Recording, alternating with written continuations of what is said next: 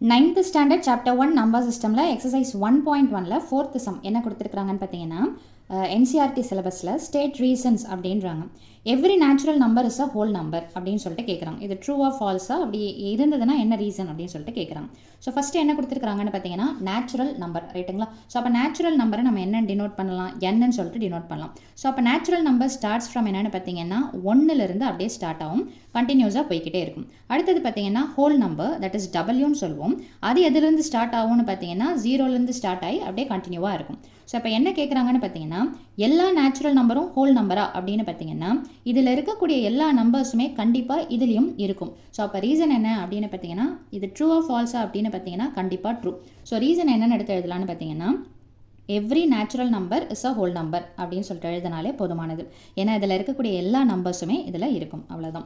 அடுத்தது பார்த்தீங்கன்னா second one என்ன கேட்குறாங்கன்னு பார்த்தீங்கன்னா every integer is a whole number அப்படின்றாங்க.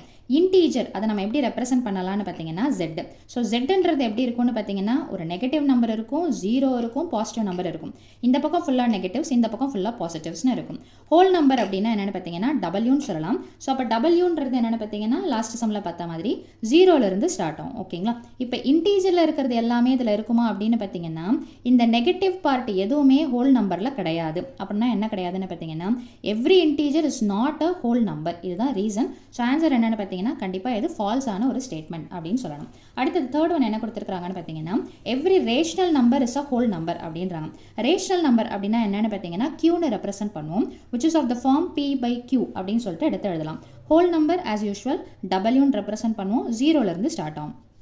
இப்போது இந்த ஹோல் நம்பரை நான் ஃப்ராக்ஷனாக எடுத்து எழுதலாம், அதாவது ரேஷனல் நம்பராக எடுத்து எழுதலாம். எப்படின்னு பார்த்தீங்கன்னா 2/1, 3/1 அந்த மாதிரி எடுத்து எழுதலாம். ஆனால் இன்கேஸ் இப்போ நான் ஒரு ரேஷனல் நம்பரை கொடுக்குறேன், அதாவது என்ன அப்படின்னு பார்த்தீங்கன்னா 2/5ன்ற ஒரு ரேஷனல் நம்பர் இருக்குது. இப்போ இது ரேஷனல் நம்பர், ஆனால் இது ஹோல் நம்பரா அப்படின்னு பார்த்தீங்கன்னா இன்கேஸ் இதை நம்ம டிவைட் பண்ணுறோன்னு வச்சுக்கோங்களேன். ஸோ அப்போ டிவைட் பண்ணும்போது என்ன வரும், பாயிண்ட் வச்சு 0 சேர்ப்பீங்க. ஸோ இங்கே 0.4, ஸோ 4 டைம்ஸ் போகும்.